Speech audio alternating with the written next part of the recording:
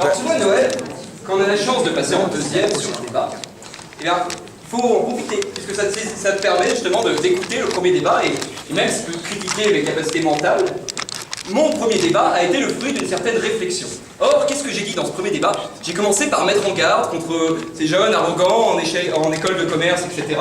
Et toi, qu'est-ce que tu fais? Tu passes la moitié de ton discours à dire bravo, vous êtes extraordinaire, vous êtes excellent, et tu t'étends comme ça dans des considérations démagogiques, t'incluant évidemment dedans, étant donné que tu as l'ESSEC. Donc voilà, tu commences par cet essai, par flatter le public, et après, qu'est-ce que tu fais? Tu stigmatises le seul bibier dans cette salle en disant qu'il est périmé, tu parles de coup de fouet, tu parles qu'il faut le jeter dehors.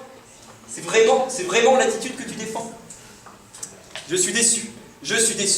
Et alors après, tu parles dans une vision pessimiste du monde, en disant que voilà, nous étions l'élite, nous étions la crème de la crème quand nous sortions des concours, et aujourd'hui c'est catastrophique, parce que regardez, on boit, regardez, on se pervertit, et alors on va passer sa vie à essayer de lutter, à essayer de conserver cet idéal qu'on avait quand on avait 19 ans, alors qu'au contraire, moi la voie que je défendais, c'était une progression constante vers un idéal qui se bonifie avec le temps.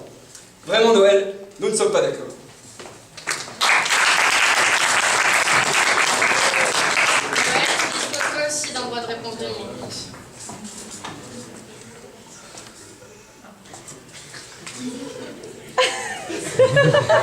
En ce moment, je n'ai pas peur de lui. C'est difficile d'avoir peur d'un homme qui est assis à vous regarder vous mettre de la crème sur les mains. Cette absence de peur est dangereuse. C'était un court extrait de La Servante écarlate, de Margaret Atwood, mise en scène par Comédia, en représentation le 25 et 30 mai à l'ESSEC. Oui, j'assume, je ne vois pas pourquoi je ne mettrais pas à profit cette glorieuse minute intra-associative pour un petit moment de publicité qui passe crème. Car je crois que l'indigestion à la communication Comédia n'est pas encore totale sur le campus. Or, comme le dit dicton, il faut battre le fer quand il est chaud et la crème quand elle est fraîche. Et puis, entendons-nous, c'est un marché implicite sur le segment de la parole à l'ESSEC que tout le monde aura grillé. Plein d'ESSEC vient chercher ses participants chez Comédia, et Comédia, son audience s'appelle l'ESSEC. N'ayant personnellement jamais cru aux vertus des guerres fratricides, j'en profite donc pour nous passer de la pommade à tous. L'un sans l'autre, nous ne sommes rien.